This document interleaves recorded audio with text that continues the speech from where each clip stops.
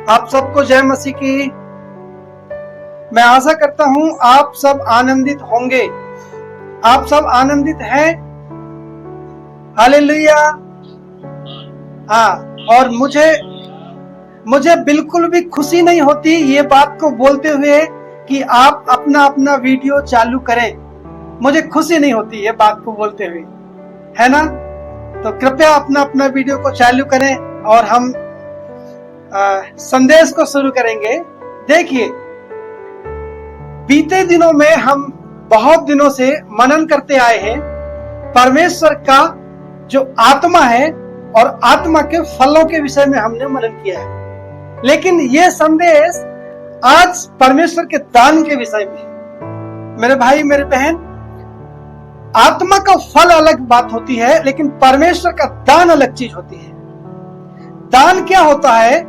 दान किसी एक व्यक्ति के द्वारा दूसरे व्यक्ति को दे देना ही दान होता है ना? इस संसार में बहुत से लोग दानी हैं, आप सब जानते हैं। मैं एक नाम लेना चाहूंगा।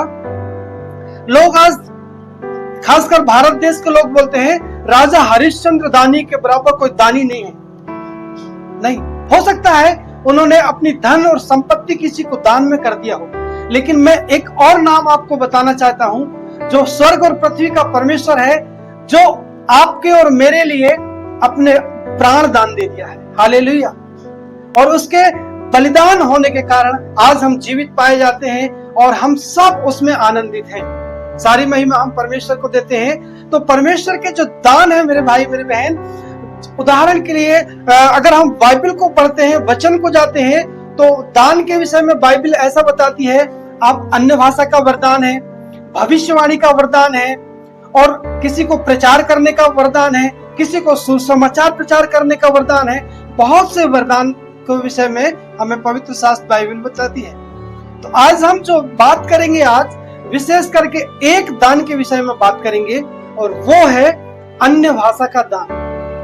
क्या आप में से किसी को अन्य भाषा आता है? क्या आपको परमेश्वर ने अन्य भाषा का दान दिया है? ये अन्य भाषा क्या है? इसे हम कैसे परमेश्वर हमें देता है? आज हम इस विषय में मनन करेंगे। देखिए, हम क्या है? हम मिट्टी है। हम मेरे भाई मेरे बहन, हम कुछ नहीं है, हम मिट्टी है। एक बहुत समय आएगा, बहुत जल्दी वो समय आएगा जब एक दिन हम सब मिट्टी में मिल जाएंगे और कुछ नहीं बचेगा, कुछ नहीं बचेगा, नाम और निशान मिट जाएगा, कुछ नहीं रहेगा। एक पीढ़ी याद करेगी आपको, दूसरी पीढ़ी याद करेगी, चौथी पीढ़ी याद नहीं करेगी। आप अभी मुझे पूछेंगे आपके चौथी पीढ़ी का क्या नाम था? मुझे नहीं पता। हमारे परजा का क्या नाम था? हमारे और उनके पिता का क्या नाम था? हम भूल जाएंगे, मिट्टी है। इसलिए देखो, लेकिन हमारा परमेश्वर इस मिट्टी में कैसी जान डाल दिया है। एक बहुत सुंदर गीत है, एक मुखड़ा में गाकर बताऊंगा, क्योंकि आज मैं उसको गुनगुनाया भी हूँ। यहोवा कैसा कुमार भाई, मिट्टी को सान सान मनुष्य बनाया। यहोवा कैसा कुम्हार भाई, मिट्टी को सान सान मनुष्य बनाया। काला बनाया गोरा बनाया, काला बनाया गोरा बनाया। यहोवा कैसा कुम्हार भाई, मिट्टी को सान सान मनुष्य बनाया। देखिए, हमारा खुदाबंद मिट्टी को साना और आदम बाबा को, और कैसे उस जीवन का सांस परमेश्वर ने फूंक दिया और मनुष्य जीवित प्राणी बन गया। और परमेश्वर ने क्या उसके जीवन में दिया है? भाषा बोलने का दिया है परमेश्वर ने। अन्य भाषाओं का परमेश्वर ने, अभी हम देखते हैं तो दान दिया है। भविष्य, बहुत सारी बातें। ये आज हम क्या मिट्टी हैं, लेकिन हम देखो परमेश्वर ने हमारे अंदर जान डाल दिया है और अपने नाम के लिए वो कैसे हमें निमित्त करता है, इस्तेमाल करता है। मेरे भाई, अभी हम मैसेज को शुरू करेंगे, थोड़ा समय है, 5 मिनट में एक व्यक्ति के बारे में बात करना चाहता हूँ जो बैकस्लाइड था, जो यीशु मसीह के साथ रहते हुए भी बैकस्लाइड था। और आप सब जानते हैं उस व्यक्ति का नाम है पतरस, जो प्रभु यीशु मसीह को कई बार नकार दिया था, है ना?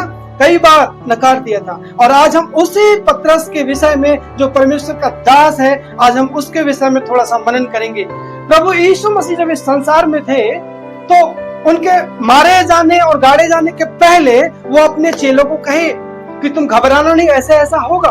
और सारी बातें जिस तरह से प्रभु यीशु मसीह ने कहा था वैसा ही हुआ। और जी उठने के बाद जब प्रभु यीशु मसीह उन चेलों को दिखाई दिया तो उन चेलों को उठाए जाने के पहले यीशु मसीह एक बात बोलते हैं, तुम यही ठहरे रहना और जब तक पवित्र आत्मा का दान ना पाओ तुम कहीं मत जाना। और बाइबल बताती है चेले ठहरे रहे और एक दिन वो आया, पिंतेकुस्त का दिन, और सारे चेले एक स्थान पर इकट्ठा होकर प्रार्थना कर रहे थे। और बाइबल बताती है परमेश्वर ने अपनी आत्मा बड़े सामर्थ्य के साथ उनके ऊपर उड़ेल दिया। वहां बहुत सारे लोग थे और बाइबल बताती है वहां सारे लोग अलग अलग भाषा बोलने लगे, अलग अलग भाषा, भिन्न भिन्न भाषा। और वहां पर अगर हम पढ़ते हैं तो वहां पर लिखा है सारे पृथ्वी के लोग उस यरूशलेम में इकट्ठे थे और सबको ये सुनाई दे रहा था कि ये एक व्यक्ति और एक व्यक्ति हमारे हमारे ही देश की भाषा बोल रहा है। ये पवित्र आत्मा का सामर्थ्य था। तो जब इस तरह से चेलों को के ऊपर पवित्र आत्मा उतरा तो हुआ क्या है, बहुत से यहूदी उनको देखकर ठट्ठा करने लगे, मजाक करने लगे और वो उनको कहते हैं, उनको ठट्ठा करके कहते हैं ये तो नई मदिरा के नशे में है। इस तरह से परमेश्वर के दास को वहां के लोग कहते हैं। लेकिन उन सभी के बीच में पतरस खड़ा होकर और उनको बोलने लगा, हे यहूदियों और हे यरूशलेम के सब रहने वालों, यह बात जान लो और ये मेरी बात को कान लगाकर सुनो। जैसा तुम समझ रहे हो कि ये लोग नशे में हैं, नशे में नहीं है, अभी तो दिन पहर ही हुआ है। ये लोग नशे में नहीं है, परंतु ये वह बात है जो योएल भविष्यवक्ता के द्वारा कही गई थी। ये वचन को कौन कोट कर रहा है मेरे भाई? एक पतरस कोट कर रहा है। पतरस अब उन्हीं शास्त्रियों और फरीसियों को शास्त्र सिखा रहा है। कितनी अद्भुत बात है। पतरस जो मछली पकड़ने वाला था, जो दिन भर मछली मारने वाला था, अब वो शास्त्रियों और फरीसियों को भविष्यवाणी बता रहा है। सुनो, हम नशे में नहीं है, ये लोग सुबह सुबह नशे में नहीं है, परंतु ये तो वो भविष्यवाणी है जो योएल भविष्यवक्ता के द्वारा कही गई थी। देखिए परमेश्वर कैसे यूज करता है। हमारे बीच में पास्टर जी देखिए मकान बनाने वाले अब क्या इंसान को बनाने लगे, इंसान के हृदय में परमेश्वर का घर बनाने लगे, है ना। मैं जूता बेचने वाला था, अब देखो मेल सुसमाचार का मैं जूता बेचने वाला ठहर रहा हूँ। ओ हालेलुया। परमेश्वर मछुआरे को निकालकर मनुष्य को पकड़वाने वाला बना दिया। देखिए परमेश्वर आज कितने दास और दासी हैं इस पृथ्वी पर, जो बुरे काम में थे, जो उलझे हुए थे, जो फंसे हुए थे, उनको परमेश्वर कैसे निकाल कर अपने राज्य के लिए इस्तेमाल कर रहा है। हालेलुया। अब पतरस वहां पर जो एक भविष्यवाणी को कोट करता है, वो भविष्यवाणी को हम निकालेंगे, सब निकालेंगे। अभी ये वचन नहीं है, जस्ट मैं आपको बता रहा हूं। योएल नबी की किताब, आप पेज नंबर निकाल सकते हैं 1062, पुराने नियम की किताब है, आप सब निकाल सकते हैं इस वचन को। बस वो भविष्यवाणी को पढ़ के हम संदेश को शुरू करेंगे। यहां पर अगर हम देखते हैं तो जो योएल नबी की किताब में जो भविष्यवाणी लिखी थी, अब पतरस उनके सामने कोट कर रहा है और कह रहा है, परमेश्वर कहता है कि मैं अंत के दिनों में ऐसा होगा कि मैं अपनी आत्मा मनुष्यों पर उड़ेलूंगा और तुम्हारे बेटे और तुम्हारी बेटियां क्या करेंगी? भविष्यवाणियां करेंगी। शब्द को समझिएगा, भविष्यवाणी। भविष्यवाणी बहुत सारे परमेश्वर के दास करते हैं, ये परमेश्वर का वरदान है। बल्कि जो दास नहीं भी हैं, वो उनको भी कई जगह परमेश्वर ऐसे ऐसे लोगों को यूज करता है वरदानों से। भविष्यवाणी, भविष्यवाणी का मतलब आने वाली भविष्य में जो होने वाली बातें हैं उनको बताना। ये नहीं कि बीत चुकी जो बातें हैं उनको बताना, नहीं। बीत चुकी बातों को जो बता रहा वो भविष्यवाणी नहीं है, परंतु भविष्यवाणी वो है जो आने वाले समय में हम देखना चाहते हैं या परमेश्वर उसके द्वारा बोलना चाह रहा है। और इसके बाद जो दूसरा पद में कहता है कि तुम्हारे दर्शन, तुम्हारे जवान दर्शन देखेंगे, तुम्हारे पुरनिये स्वप्न देखेंगे, वरन मैं अपने दासों और अपने दासियों पर भी उन दिनों में अपनी आत्मा में से उड़ेलूंगा और वे भविष्यवाणी करेंगी। मेरे भाई मेरे बहन, हर एक परमेश्वर का दास, परमेश्वर की दासी, परमेश्वर वायदा कर चुका है योएल नबी की किताब में, पुराने समय में, कि मैं अपने दास और दासी पर आत्मा उड़ेलूंगा और वो भविष्यवाणी करेंगे। अब आप बताइए, एक व्यक्ति भविष्यवाणी कहां से करता है? इस पुलपिट से करता है। एक पुरुष परमेश्वर का सेवक इस पुलपिट से भविष्यवाणी करता है, इसी तरह बिल्कुल एक स्त्री भी पुलपिट से भविष्यवाणी करती है। मतलब एक स्त्री भी परमेश्वर का वचन को प्रचार कर सकती है। परमेश्वर का वचन कह रहा है, वो कहां से प्रचार करेगी, कहां से भविष्यवाणी करेगी? घर में बैठे तो नहीं करेगी। जब तक वो परमेश्वर का वचन को शेयर नहीं करेगी, प्रचार नहीं करेगी, जब तक वो भविष्यवाणी नहीं करेगी। तो परमेश्वर खुद लागू करता है और क्या करता है कि हम परमेश्वर के दास और दासी परमेश्वर की सेवा करें। ये सारी बातों को बताते हुए पतरस वहां पर कहता है, हे इजराइल के ये सब बातों सुनो, हे इजराइल के रहने वालों ये सब मेरी बातें सुनो। यीशु नासरी एक मनुष्य था जिसे परमेश्वर की ओर से होने का प्रमाण और सामर्थ के कामों और आश्चर्य के कर्मों और चिन्हों से प्रकट था। वो परमेश्वर था और वो पूरी योजना के अंतर्गत था, परमेश्वर की योजनाओं के अंतर्गत था। लेकिन तुम लोगों ने उसे पकड़वा दिया, अधर्मियों के हाथ में सौंप दिया और उसे तुम क्रूस पर मार डाला। लेकिन ये बात अनहोनी थी कि वो मृत्यु के बंधन में रहता, वो मृत्यु को बंधन को तोड़कर और वो जी उठा है। इस तरह से पतरस वहां पर परमेश्वर का दास पूरी बातों, बहुत सारी बातों को प्रचार करता है। कहां पर? यहूदियों को, शास्त्रियों को, फरीसियों को, यहूदियों को, रहने वाले को। और ये सारी बातों को बोलते हुए पतरस कहता है, अब एक काम करो, सारे इजराइल का घराना निश्चित रूप से जान ले कि परमेश्वर ने उसी यीशु मसीह को जिसने क्रूस पर चढ़ाया था, प्रभु भी ठहराया है और मसीह भी ठहराया है। तो वहां के रहने वाले सारे यहूदी लोग पतरस को कहने लगे कि हे पतरस, हे प्रभु के लोगों, हे भाइयों, हम क्या करें, हम क्या करें, आप बताओ। हमसे ये पाप हो गया है, हमने परमेश्वर के पुत्र को सूली पर चढ़ा दिया है, अब हम क्या करें? तब पतरस एक बात कहता है और ये वचन हम कोट करते हैं, अब आप सब निकाल सकते हैं। प्रेरितों के काम 2 अध्याय और 38 पद, इस पद को हम सब मिलकर पढ़ेंगे।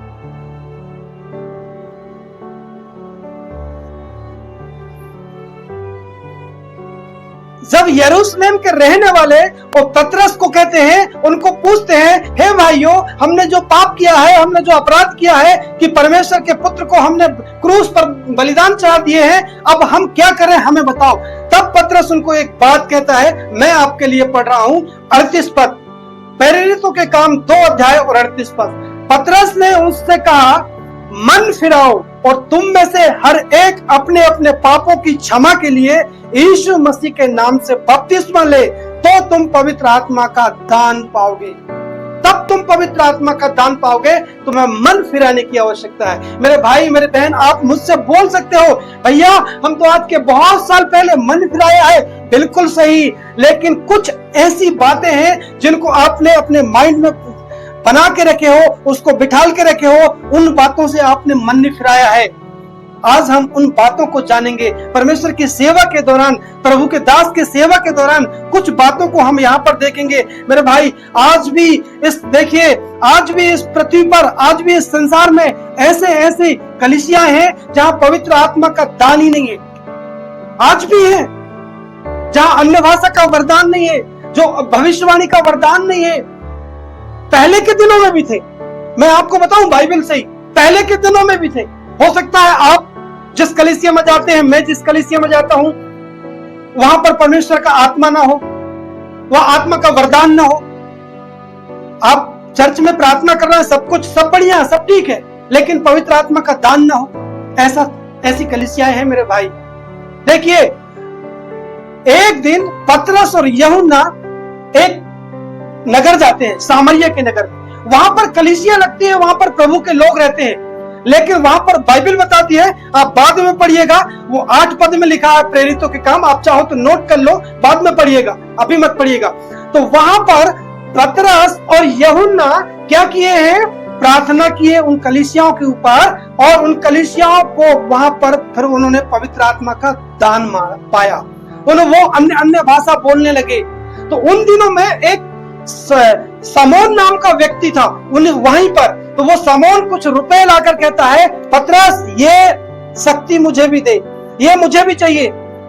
पतरस कहता है, तेरा पैसा तेरे साथ नाश हो, तेरा मन परमेश्वर की तरफ से सीधा नहीं है। सुनिए, मेरा बताने का मतलब ये है कि उन दिनों में भी ऐसी कलीसिया थी जो प्रभु के पीछे थी, पर पवित्र आत्मा का उन्होंने क्या नहीं पाया था, दान नहीं पाया था। तो ऐसी भी कलीसिया है, ऐसा नहीं है, पवित्र आत्मा का जो क्या नहीं पाए हैं, दान नहीं पाए हैं। तो अब मैं संदेश शुरू करता हूं मेरे भाई। छोटा सा संदेश है, ज्यादा बड़ा संदेश नहीं है, और मैं अब संदेश शुरू करता हूं।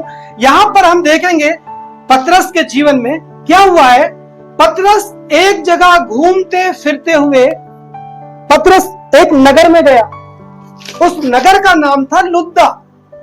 ध्यान से सुनिएगा, बहुत बिल्कुल समझ में आ जाएगा, आपने कई बार पढ़ा भी होगा। पतरस घूमते फिरते हुए एक नगर में गया जिसका नाम था लुद्दा। वहां बहुत कुछ विश्वासी थे। उन विश्वासियों के बीच में जाकर पतरस वहां पर गया, और जब वहां पर पतरस लुद्दा में चला गया तो पतरस को पता चला कि एक एनियास नाम का एक व्यक्ति है जो 8 साल से कोढ़ की बीमारी है, लकवे की बीमारी से पीड़ित है। तब प्रभु का आत्मा ने उसे अगुवाई किया, वहां पर गया, और जब पतरस वहां पर गया तो वो एनियास नाम का व्यक्ति था, वो कहता है एनियास से, हे एनियास, यीशु मसीह तुझे चंगा करता है, उठ अपना बिछौना बिछा। मेरे भाई मेरे बहन, यहाँ पर अगर हम आत्मा देखेंगे पतरस के अंदर, वो पतरस जो यीशु मसीह को नकार रहा था, वो पतरस बिल्कुल सेम यीशु मसीह की आत्मा के अनुसार चल रहा है। जिस तरह से प्रभु यीशु मसीह कहते हैं, हे लाजर बाहर आ, जिस तरह से प्रभु यीशु मसीह कहते हैं लकवे के रोगी को, उठ अपनी खाट उठा और चल फिर। यहाँ पर पतरस वही वर्ड यूज कर रहा है, हे एनियास, यीशु मसीह तुझे चंगा करता है, उठ अपना बिछौना बिछा। ये है पीछा करना, एक चेले का दूसरे चेले से पीछा करना। ये चंद और चमत्कार को देखकर लुद्दा के लोग, बहुत सारे लोग, और लुद्दा जो नगर था उसके बाजू में एक और नगर था, उसका नाम था शारोन। लुद्दा और शारोन के लोगों ने, बहुत से लोगों ने मन फिराया, पवित्र शास्त्र बाइबल बताती है। और ये जो सारी बातें मैं बता रहा हूं, मैं अभी आपको रेफरेंस दूंगा मैं कहां से बता रहा हूं, और कुछ लोगों को मालूम भी होगा कि मैं कहां से बातें कर रहा हूं। ये सारी बातों को लुद्दा के पास में एक और नगर था जिसका नाम था याफा। ये लुद्दा में आया था कौन? पतरस, और वहां पर पतरस ठहरा था, और उसके पास में एक और नगर था जिसका नाम था याफा। और बाइबल बताती है वहां पर एक परमेश्वर की दासी रहती थी जिसका नाम था तबीता, और वो दर्जी थी, वो कपड़े सिलती थी, और वचन बताता है वो बहुत सुंदर सुंदर कपड़े सिला करती थी, और वो रात दिन प्रार्थना किया करती थी, और बहुत धार्मिकता के काम करती थी, लोगों को दान भी दिया करती थी। और बाइबल बताती है उन्हीं दिनों में वो तबीता नाम की जो स्त्री थी, जो टेलर थी, वो बीमार होकर मर गई। ये बात याफा के लोगों को पता चली कि पतरस परमेश्वर का दास लुद्दा में आकर रह रहा है। तो यहाँ के लोगों ने बिल्कुल देरी नहीं की, 2 व्यक्ति को भेजे पतरस के पास, और जाओ, और बोले कि जाओ और पतरस को जल्दी से, देरी मत करना, पतरस को जल्दी से लेकर आ जाओ। और जब वो 2 व्यक्ति गए वहां लेने, पतरस उनके साथ आ जाता है, और जब पतरस उनके साथ वापस आता है तो वहां पर बहुत लोगों की भीड़ लगी रहती है, बहुत जमा रहते हैं, बहुत सारे लोग, और रो रहे होते हैं। कोई लोग, बहुत सारे, मतलब किसी के घर में देखिए अगर कोई डेथ हो जाए तो कैसी स्थिति होती है, मातम फैला हुआ था, बहुत सी स्त्रियां रो रही थी। और जैसे ही पतरस वहां पर आया तो वहां की कुछ स्त्रियां पतरस के पास आई और पतरस को कहने लगी, और वो सारे कपड़े जो तबीता ने सिले थे वो कपड़े दिखाने लगी। ओ पतरस देखो कितने सुंदर सुंदर कपड़े बनाती थी, ये दान भी देती थी, ये सारी बातें बताने लगी और रोने लगी पतरस के सामने। पतरस बिल्कुल प्रभु यीशु मसीह की तरह उनको कहा, तुम यहां से बाहर जाओ। जितने लोग रो रहे थे, वचन वहां पर बताता है पतरस ने सारे लोगों को बाहर निकाल दिया, बिल्कुल यीशु मसीह की तरह। यीशु मसीह की तरह जो सी आत्मा में यीशु मसीह थे, वही आत्मा पतरस के अंदर थी, और पतरस उनको कहता है बाहर निकाल दिया। जिस तरह से यीशु मसीह ने याईर के घर में जब उसकी बेटी मरी थी तो रोने वाले वहां पर जमा थे, यीशु मसीह कहता है इनको बाहर करो, इनको बाहर निकालो। और पतरस भी वहां पर उन स्त्रियों को कहता है तुम यहां से बाहर जाओ, और सबको बाहर निकाल दिया। और बाइबल बताती है पतरस वहां पर प्रार्थना किया, घुटने टेका और क्या कहता, हे तबीता उठ। हालेलुया। और बाइबल बताती है मुर्दा जो मरा हुआ था, जो मरी हुई स्त्री थी तबीता, वो उठकर खड़ी हो गई और पतरस ने उस स्त्री को उनको जीविता करके सौंप दिया। यहाँ पर एनॉइंटिंग देखिए, यहाँ पर आत्मा देखिए, वो पतरस किसका पीछा किया है? प्रभु यीशु मसीह का। सेम शब्द, सेम आत्मा, सेम बातें। हे तबीता उठ, क्या कहते हैं यीशु मसीह? हे लाजर बाहर आ। हालेलुया। ये परमेश्वर के दास थे मेरे भाई मेरे बहन। हमें परमेश्वर के दासों का पीछा करना है, न कि यहाँ वहां की कोई संस्थाओं का। संस्थाएं तो बहुत सारी बीच गड़बड़ की बातें डालती है, बहुत सी संस्थाएं कई प्रकार की बातों को नहीं मानती है, लेकिन हमें बाइबल के अनुसार, बाइबल के अकॉर्डिंग हमें चलना है। हमें बाइबल के अकॉर्डिंग क्या करना है? हमें सेवा करना है। मैं अभी एक चर्च में गया था कुछ दिन पहले, वहां इतना बात कर रहे थे। प्रभु यीशु मसीह आधा घंटा पौन घंटा की मीटिंग थी, मणिदीप में ही था। मैं गया, यीशु मसीह के मुश्किल से दो एक बार नाम लिए होंगे, और वो एक संत के बारे में नाम ले रहे थे। फलाना संत बहुत अमीर था, वो उसका नाम मुझे पता है, मैं आपको बोलूंगा नहीं। वो संत ऐसे थे, वो बहुत अमीर थे, वो अपने माता पिता को छोड़कर ईश्वर के पीछे चलने लगे, भगवान के पीछे चलने लगे। ऐसी भाषा का उपयोग कर रहे थे। सोचो, मैं कहा यार ये कैसा चर्च है? मैं बोला भी वहां, मैं कहा भैया ये एंथोनी कौन है? बाइबल में है। अब बाजू वाला, मुझे उसको नहीं पता था कि ये विश्वासी है।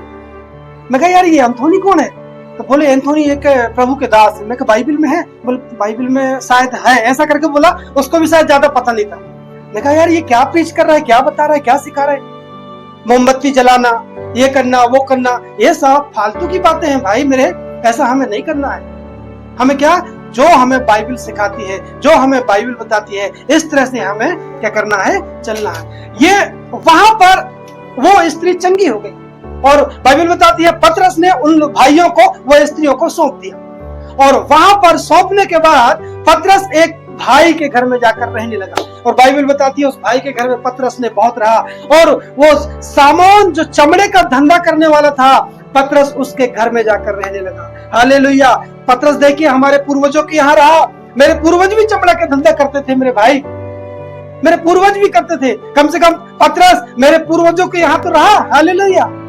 और वहां पर बाइबल बताती है वो 15 दिन तक सामोन चमड़ा के धंधे करने वाले के यहाँ रहा, जिसका घर समुद्र के किनारे था। और इनके बीच में क्या होता है कि कैसरिया नाम का एक और नगर रहता है, जो याफा लुद्दा उससे थोड़ा दूर रहता है।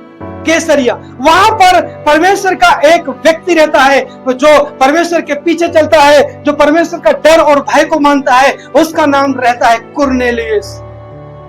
कुरनेलियुस परमेश्वर के डर और भय में चलता है, वो प्रार्थना करता है और वो दान भी देता है, और परमेश्वर के पीछे चलता है वो पूरी तरह से।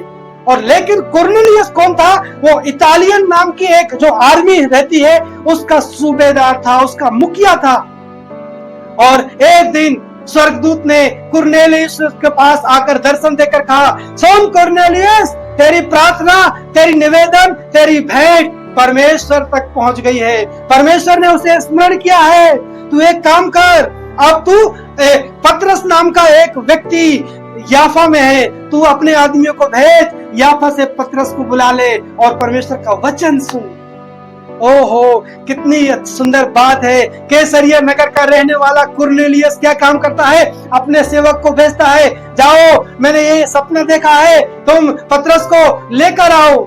और यहाँ पर कुरनेलियुस देखे क्या घर में ऑर्गेनाइज करता है, क्या मीटिंग ऑर्गेनाइज करने लगा। वो अपने रिश्तेदारों को बुला लेता है, वो अपने कुटुंबियों को बुला लेता है। वहां पर कुटुंब करके शब्द लिखा है। वो अपने कुटुंबियों को, अपने परिवारों को बुलाता है, अपने मित्रों को भी बुलाता है, और एक पार्टी रखता है बढ़िया। आओ, हमारे बीच में परमेश्वर का एक दास आ रहा है, हम उससे परमेश्वर की बातों को सुनेंगे और परमेश्वर के मार्गों में चलना वो सिखाएगा हमें। इस तरह से एक पार्टी ऑर्गेनाइज किया है। कौन?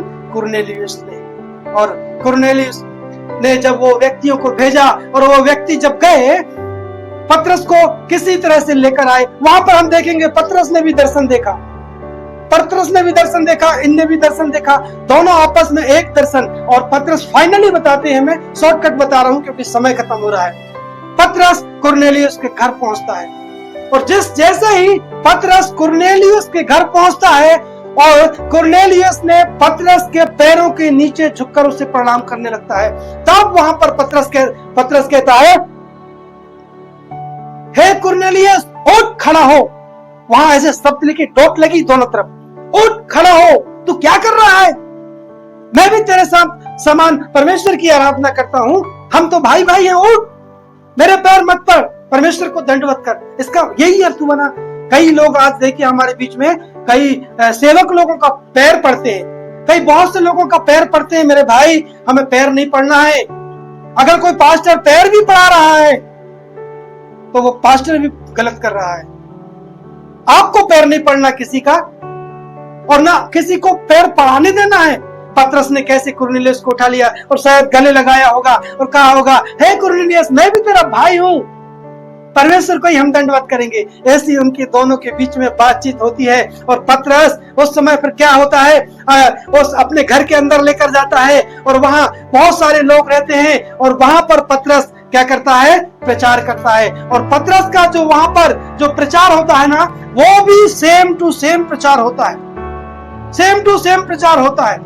पतरस सेम प्रचार करता है। उनको भी देखिए वो क्या कहता है, मैं एक पद पढ़ रहा हूं, परमेश्वर ने किसी रीति से यीशु नासरी को पवित्र आत्मा और सामर्थ से अभिषेक किया है, वह भलाई करता रहा और सबको जो शैतान के सताए हुए थे अच्छा करता फिरा, क्योंकि परमेश्वर उसके साथ था। हम उसके कामों के गवाह हैं। मेरे भाई, हमने अपनी आंखों से देखा है, वो गाली सुनकर गाली नहीं देता था, वो अत्याचार सुनकर अत्याचार नहीं करता था, वो परमेश्वर का बेटा था। इस तरह से वहां पर पतरस प्रचार करते हैं। तब यीशु मसीह के बारे में वहां कुरनेलियस को उस सभा में ये सारी बातों को बताते हैं और कहते हैं, हम उसके गवाह हैं, हम उसके गवाह हैं, हमने उसको अपनी आंखों से देखा, हमने उसके साथ उठे हैं, बैठे, खाए पिए, यहाँ तक मुर्दों में से जी उठने के बाद यीशु मसीह हमारे साथ था, हम देखे हैं। इस तरह से वहां पर उस सभा में कुरनेलियस के घर में पतरस प्रचार करता है। और जब वो प्रचार करता है तो पतरस, यहाँ पर वचन में लिखा है, जैसे ही पतरस ये बातें कह ही रहा था, वहां पर प्रचार कर रहा था, और वचन बताता है पवित्र आत्मा उन सब सुनने वालों के ऊपर उतर आया। हालेलुया। जितने परमेश्वर का वचन सुन रहे थे सबके ऊपर पवित्र आत्मा उतर आया। और पतरस कहता है उनको, और क्योंकि उन्होंने उन्हें भांति भांति भाषा बोलने का और परमेश्वर के साथ बाई करते हुए सुना, तब पतरस ने कहा, क्या कोई जल को रोक सकता है? जो परमेश्वर मेरे भाई, अगर हम परमेश्वर के साथ बने रहेंगे, परमेश्वर से ऐसी हम प्रार्थना करेंगे। अब हमें प्रार्थना कैसी करना है कि परमेश्वर हमें आत्मा से भरे, परमेश्वर हमें अपने आत्मा के दान से भरे। चुपचाप से प्रार्थना नहीं करना है। चुपचाप से प्रार्थना करते रहोगे आप जिंदगी भर तो आपको कुछ नहीं होने वाला।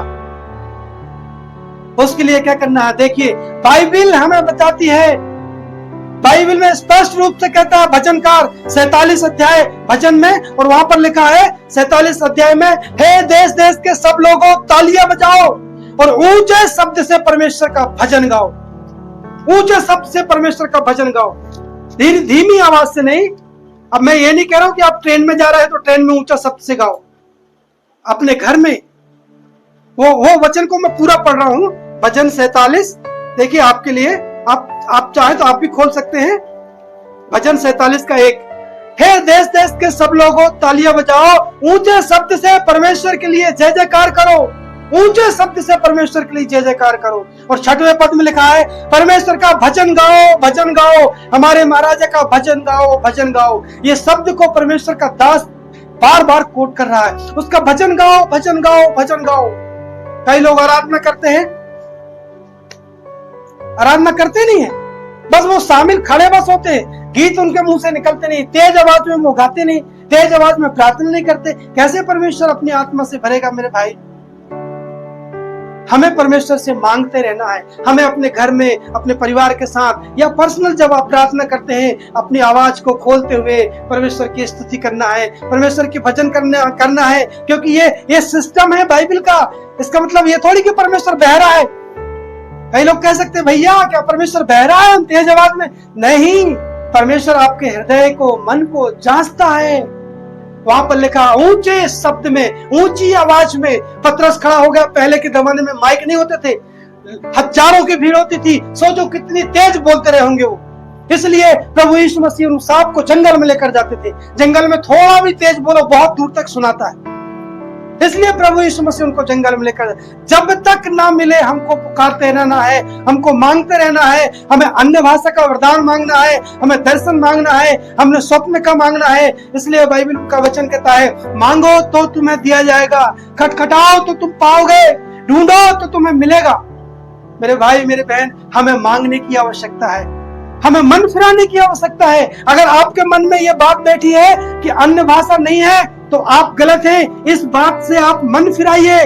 जब तक आप इस बात से मन नहीं फिराएंगे आपको अन्य भाषा नहीं आएगी, क्योंकि आपने ऑलरेडी अपने माइंड में, अपने मन में यह बात को बिठा कर रखा है।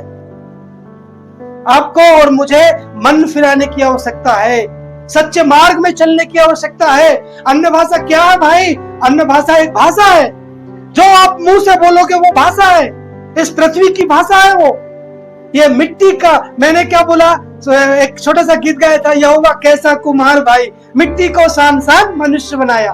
वो परमेश्वर अपनी आत्मा फूका है, अब हम जो बोलेंगे। इसलिए बाइबल क्या लिखा है, पतरस की किताब में लिखा है, पहला पतरस 4 अध्याय में लिखा, देखिए हम सब पढ़कर मीटिंग को समाप्त करेंगे। पहला पतरस 4 अध्याय और 10 पद। अभी हम इस वचन को पढ़ रहे थे, मैं आपके लिए पढ़ रहा हूं। पहला पतरस 4 अध्याय 10 पद। जिसको जो वरदान मिला है वह उसे परमेश्वर के नाना प्रकार के अनुग्रह के भले भंडारियों के समान एक दूसरे की सेवा में लगाए।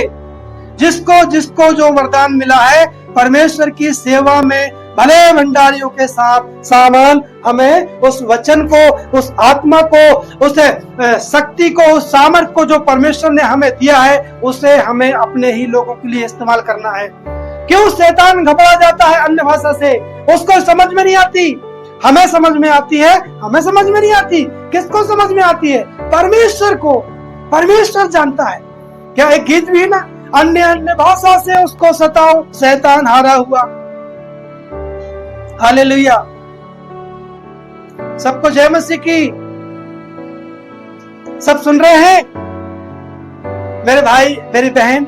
हम इस तरह से परमेश्वर की आत्मा को पा सकते हैं, आत्मा के वरदानों को पा सकते हैं। आपको और मुझे प्रार्थना करने की आवश्यकता है। आपको और मुझे एक सामर्थी पास्टर की मीटिंग में जाने की आवश्यकता है। किस तरह से कुरनेलियुस ने, देखिए, पतरस को बुलाया और वहां पर पवित्र आत्मा उतरा। किस तरह से पतरस ने, देखिए, याफा में प्रार्थना किया, याफा में लोगों को ऊपर पवित्र आत्मा उतरा। हर जगह सामरिया नगर में यूहन्ना और पतरस प्रार्थना करने के लिए गए। पहले से वहां चर्च था, चल रहा था, वहां पे मीटिंग लग रही थी, पवित्र आत्मा नहीं था। आप पढ़िएगा घर में, 8 अध्याय में लिखा प्रेरित काम में, जब पतरस और यूहन्ना प्रार्थना किए तब उन्होंने पवित्र आत्मा पाया। आपको और मुझे एक अच्छी मीटिंग में जाने की आवश्यकता है, एक सामर्थी अनॉइंटिंग पास्टर की मीटिंग में जाने की आवश्यकता है, तब हम पवित्र आत्मा के वरदान को पाएंगे।